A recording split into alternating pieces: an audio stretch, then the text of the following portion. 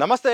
తెలంగాణ రాష్ట్ర ప్రభుత్వం స్థానిక సంస్థల ఎన్నికలకు వెళ్ళబోతుంది. ఇందుకు కావాల్సిన రిజర్వేషన్లపై ఒక కొలిక్కొచ్చేలాగా కీలకమైన నిర్ణయం కూడా తీసుకుంది. జీవో నెంబర్ 9 పేరుతో ప్రత్యేకమైన జీవోనైతే విడుదల చేసింది. బీసీలకు 42% రిజర్వేషన్ కల్పిస్తూ బీసీ సంక్షేమ శాఖ అయితే మాత్రం ఆ యొక్క జీవోను విడుదల చేసింది. దీంతో ఇక ఎన్నికల ప్రక్రియకు అసలైన అంకం కూడా మొదలైందని చెప్పవచ్చు.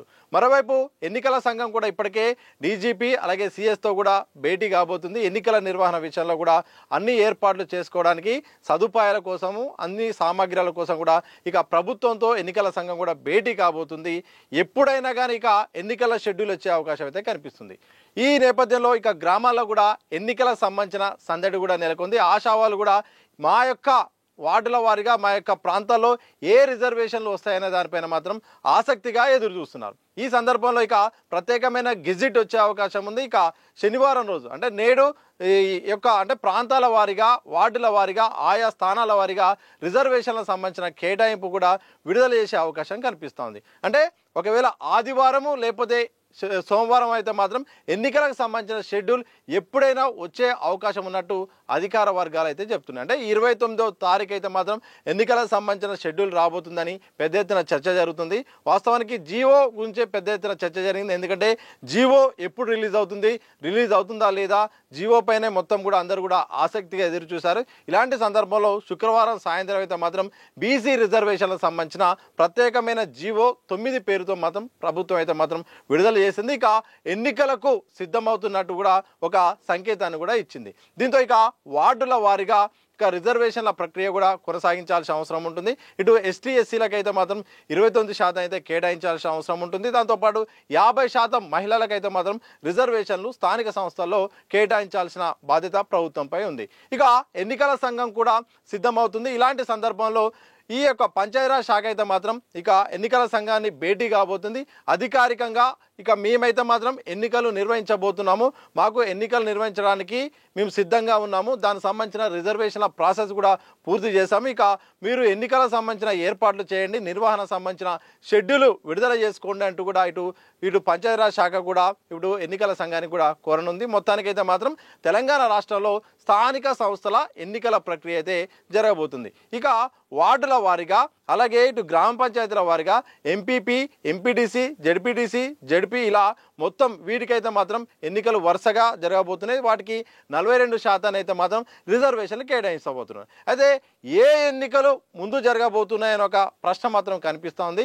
ఇప్పుడున్న పరిస్థితుల్లో అధికారిక అంచనాల ప్రకారం అలాగే కాంగ్రెస్ పార్టీ విధానాల ప్రకారం అయితే మాత్రం ముందుగా రాజకీయ పార్టీల గుర్తుతో జరిగే ఎన్నికల్లోకే వెళ్ళబోతున్నట్టు తెలుస్తుంది. ఇక గుర్తుతో జరిగే ఎన్నికలు అంటే మాత్రం ఇటు ఎంపీటీసీ, జెడ్పీ ఎన్నికలు అయితే మాత్రం పొలిటికల్ పార్టీల అయితే సింబల్స్తో ఎన్నికలు జరగబోతున్నాయి. ఆ తర్వాతనే సర్పంచ్ ఎన్నికలు అయితే ఉండే అవకాశం ఉంది. ఈ ఎన్నికకు ఆ ఎన్నికకైతే మాత్రం ఒక 5 నుండి 7 రోజులు అంటే ఒక వారం రోజుల గ్యాప్ కంటే ఎక్కువ ఉండే అవకాశం ఉండదు. వరుసగా ఎన్నికలు నిర్వహించడానికైతే మాత్రం ప్రభుత్వం అయితే సిద్ధమవుతుంది. ఇక 2 దశల్లో మాత్రం గ్రామ పంచాయతీకి సంబంధించిన ఎన్నికలు జరగబోతున్నట్టయితే మాత్రం తెలుస్తుంది. ఎందుకంటే పెద్ద ఎత్తున ఎన్నికలు జరుగుతాయి. ఎక్కువ స్థానాల్లో సుమారు 12,000కు పైగా గ్రామ పంచాయతీలు ఉన్నాయి. వాటికి కావాల్సిన సిబ్బంది అవసరం ఉంటుంది, ఇటు యంత్రాంగం అవసరం ఉంటుంది, సెక్యూరిటీ అవసరం ఉంటుంది. వాటి అంతా ఏకకాలంలో జరగాలంటే ఇబ్బంది అవుతున్న కారణంగా 2 దశల్లో నిర్వహించడానికైతే మాత్రం ప్రాథమికంగా ప్రభుత్వం అయితే అంచనా వేస్తుంది. మరి ఎన్నికల సంఘం కూడా ఈ విషయంలో ఎలా నిర్వహిస్తుందో తెలియాల్సిన అవసరం ఉంది. ఏదేమైనప్పటికీ ముందైతే మాత్రం గుర్తుతో జరిగే ఎన్నికలు జరగబోతున్నాయి. ఆ తర్వాత ఇండిపెండెంట్ గుర్తులతో జరిగే ఏదైతే సర్పంచ్ ఎన్నికలైతే వార్డు ఎన్నికలు అలాగే సర్పంచ్ ఎన్నికలు అయితే నిర్వహించడానికి సిద్ధమవుతుంది. త్వరలో దీనిపైన మాత్రం ఒక క్లారిటీ రాబోతుంది. అయితే 2 విషయాల్లో క్లారిటీ కోసం అయితే మాత్రం ఇటు ఆశావాళ్ళు కానీ రాజకీయ పార్టీలు కానీ అందరూ కూడా ఎదురు చూస్తున్నారు. మా యొక్క ప్రాంతాల్లో మా యొక్క రిజర్వేషన్లు ఎలా ఉండబోతున్నాయి, వార్డుల వారీగా అలాగే ప్రాంతాల వారీగా ముందు స్థానాల వారీగా ఎలా ఉండబోతున్నాయి అనే దానిపైన మాత్రం ఒక టెన్షన్ వాతావరణం నెలకొంది. ఇక తెలంగాణ రాష్ట్ర ప్రభుత్వం అయితే మాత్రం దీనికి సంబంధించిన క్లారిటీకి సంబంధించిన ఒక గెజిట్ విడుదల చేసి ఆ వివరాలు బయటికి ఇచ్చే అవకాశం అయితే కనిపిస్తుంది. ఇదే సందర్భంలో ఎన్నికల సంఘానికి కూడా వార్డుల వారీగా రిజర్వేషన్ల ప్రక్రియ సంబంధించిన రిపోర్టును కూడా అందజేయబోతుంది.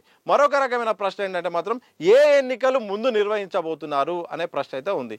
కాంగ్రెస్ పార్టీ సంబంధించిన కొంతమంది నేతలు అయితే మాత్రం గుర్తుకు సంబంధం లేని ఎన్నికలైతే ముందు సర్పంచ్ ఎన్నికలు నిర్వహించి ఆ తర్వాత రాజకీయ పార్టీల గుర్తులతో జరిగే ఎన్నికలకు పోదామని కూడా చాలా మెజారిటీ మంది అయితే అన్నట్టు సమాచారం. కానీ గత ఆనవాయితీ ప్రకారం కానీ మెజారిటీ సభ్యుల కీలక నేతల సభ్యుల ప్రకారం అయితే మాత్రం ముందుగా అయితే మాత్రం ఎంపీటీసీ జెడ్పీ ఎన్నికలకు వెళ్ళిన తర్వాతనే సర్పంచ్ ఎన్నికలకు వెళ్ళాలని మాత్రం ఇటు చర్చ జరుగుతుంది. ఇదే సందర్భంలో ఈ రెండు అంశాలపైన మాత్రం మరికొద్ది అంటే షెడ్యూల్ సంబంధించిన ప్రాసెస్ మొదలవుతున్న క్రమంలో క్లారిటీ రావాల్సిన అవసరం కూడా ఉంటుంది. ఇక మరొక ప్రశ్న ఏంటంటే షెడ్యూల్ ఎప్పుడు రాబోతుంది, ఎన్నికలు ఎప్పుడు నిర్వహించబోతున్నారు ఒక క్వశ్చన్ కూడా ఉంది.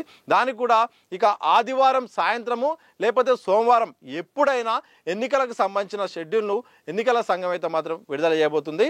నవంబర్ లోపు ఎలాగైనా ఈ ప్రక్రియ పూర్తి కావాలని చూస్తుంది. అంటే అక్టోబర్ మొత్తం కూడా ఎన్నికల హడావుడి అయితే కొనసాగుతుంది.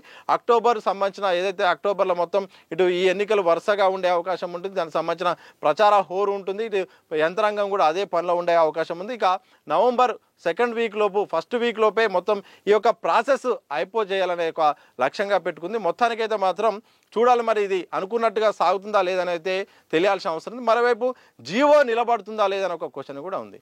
ఈ సందర్భంలో ప్రభుత్వం నుండి వర్షాన్ని అయితే మాత్రం మేము రాజ్యాంగబద్ధంగా చాలా పర్టికులర్గా ప్రణాళికాబద్ధంగా చేశాము. 243 ప్రకారం ఆర్టికల్ ప్రకారం అయితే మాత్రం ఆ అవకాశం రాష్ట్ర ప్రభుత్వానికి ఉంది. స్థానిక ఎన్నికల్లో రిజర్వేషన్లు కల్పించే అవకాశం అయితే ఉంది. అది చట్టం ప్రకారమే మేము దాన్ని రూపొందించాం, జీవోను కూడా చేసాం. దాంతోపాటు డెడికేటెడ్ కమిషన్ కూడా ఏర్పాటు చేసాం. దాంతోపాటు ఏదైతే ఈ యొక్క సర్వే అంటే ఒక చట్ట ప్రకారం నిలబడాలంటే ఒక సర్వే చేయాల్సిన అవసరం ఉంటుంది. అందుకోసం సామాజికంగా ఆర్థికంగా వెనుకబడిన సర్వే కూడా నిర్వహించాం.